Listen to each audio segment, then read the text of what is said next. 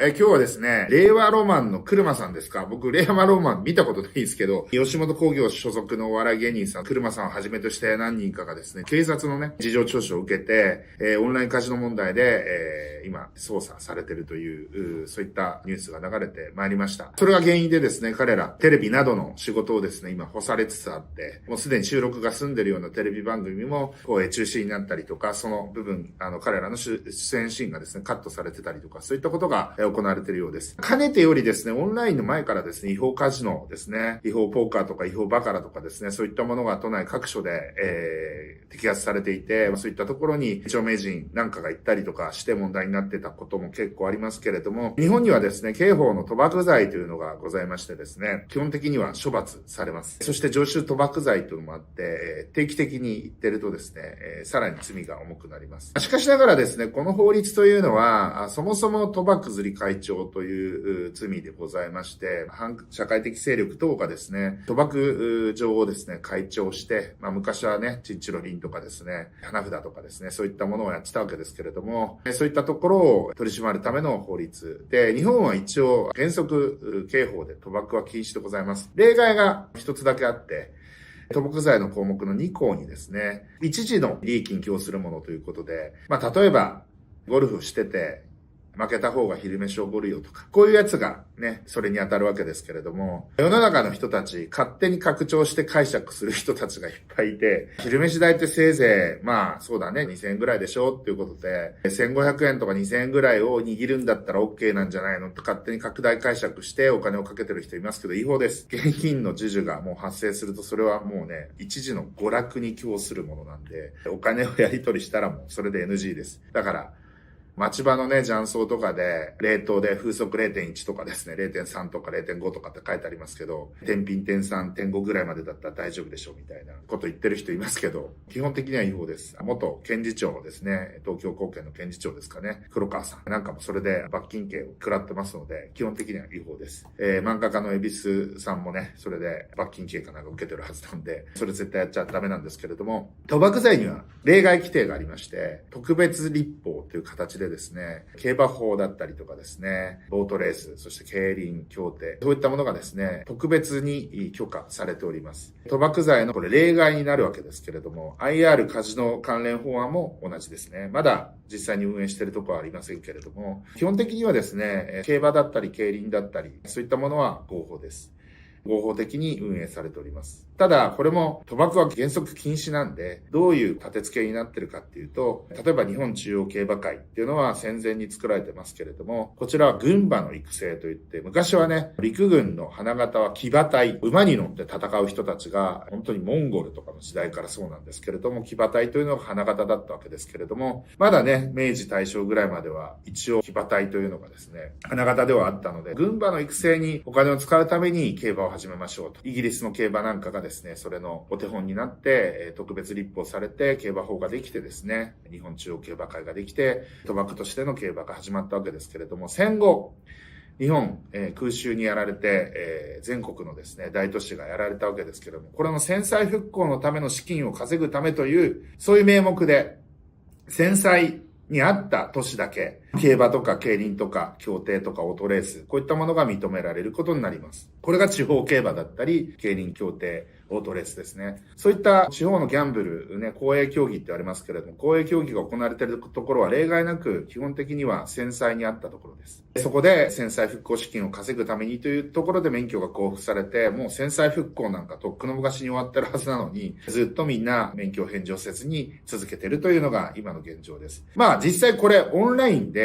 競輪が最初にやり始めたのかな。ミッドナイト競輪っていうのをやり始めて、無観客の競輪をやり始めたんですね。で、それをネット中継するということで、アベマ TV がやってるウィンチケットとかですね、ミクシーなんかもやったりとかしてますけれども、楽天競馬とかですね、いろんなところが地方公営競技をネット配信することによって、大体どこかで24時間365日どこかで公営競技がやられるようになりました。だからオンラインでかけられます。昔はね、口座とかいちいち作んなきゃいけなかったの、今もうクレジットカードカード決済とかでもできるようになって、めちゃくちゃ簡単になってます。なので、オンラインギャンブリングやって、ポーカーとかバカラとかをやるよりは、競艇とか競輪とか競馬とかやった方が全然いいっすよ。合法だし。オンラインでかけられるし。僕はこれ、今二重課税になってて、40万円だから50万円以上儲けたら、得た利益の半分が総合課税されちゃうんで、それが重税だったお笑い芸人のジャイさんなんかが言ったりとかしてますけれども、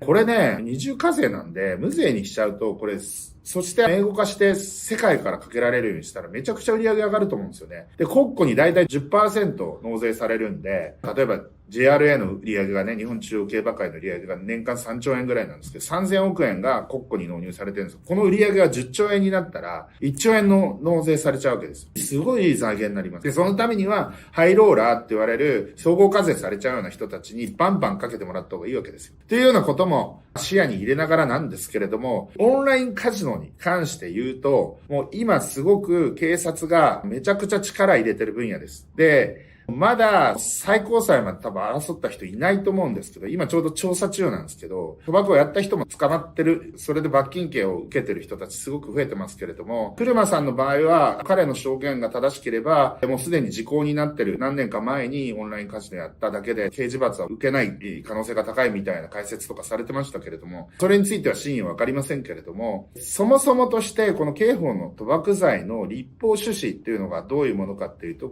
暴力団とかね、反社会的勢力がアングラマネを稼ぐために賭博場を開設することを防止する法律であって、売買春とか似てると思うんですけど、売春防止法に関して言うと、売ったり買ったりする、その行為自体は違法というふうに位置づけられてはいるんですけれども、罰則規定はないんですね。というのは管理売春といって、そういった人たちを性的搾取をしてですね、お金を儲けてる、そういった反社の人たちとか、そういったものをですね、排除するための法律というふうにされております。賭博の場合も基本的には立法趣旨はそうなので、実際に合法的に海外でオンラインカジノが合法な国で免許を受けた業者に対して日本人が賭博をすることは、その国で賭博をしてるのと同じなんじゃないかとかね。そもそも賭博を合法なカジノで賭博をすることを禁止するための法律なんじゃないんじゃないかというふうにして争って無罪が取れる可能性はなくはないかなっていうふうに僕は思うんですけど、これは法律解釈なんで、実際にやってみないとわかんないし、私は別に危ない橋を渡れって言ってるわけではないんですけれども、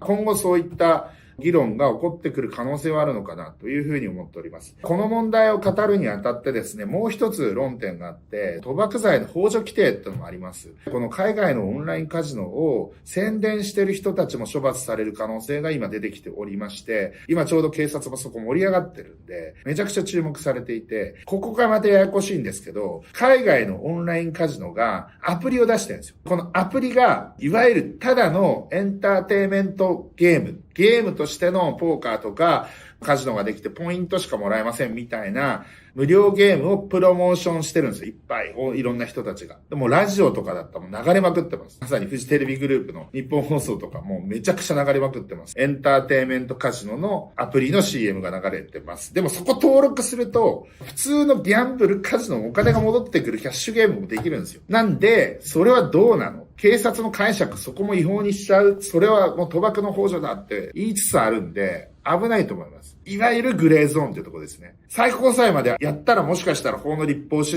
旨はこれじゃないんじゃないかみたいなことで処罰されないとかっていう可能性も僕はゼロではないんじゃないかなって勝手に思ってますけれども、そういったところはちょっと弁護士さんとかね、法律の専門家の見解見てほしいんですけれども、私は個人的にそう思ってるってことです。ということで、今、だから、それのアフィリエーターとかね、俺関係ねえだろうと思ってても、そういった賭博もできるオンラインカジノのアプリの広告とか、それのアフィリエイトとかですね、そこまで多分踏み込んでくる可能性が僕は結構あるんじゃないかなと思っていて、だから正直僕ポーカーの日本のJOPT とかね、ポーカーのイベントとか最近すごい流行ってますけど、そこで参加費を払ってカジノやって、で優勝したら賞金もらえて、賞金はでも現金じゃなくて海外のカジノの参加券みたいな感じだったりとかするんだけど、それも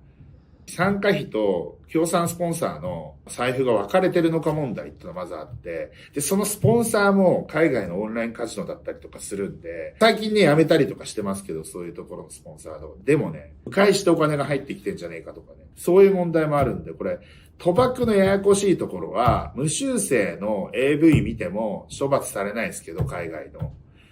でも、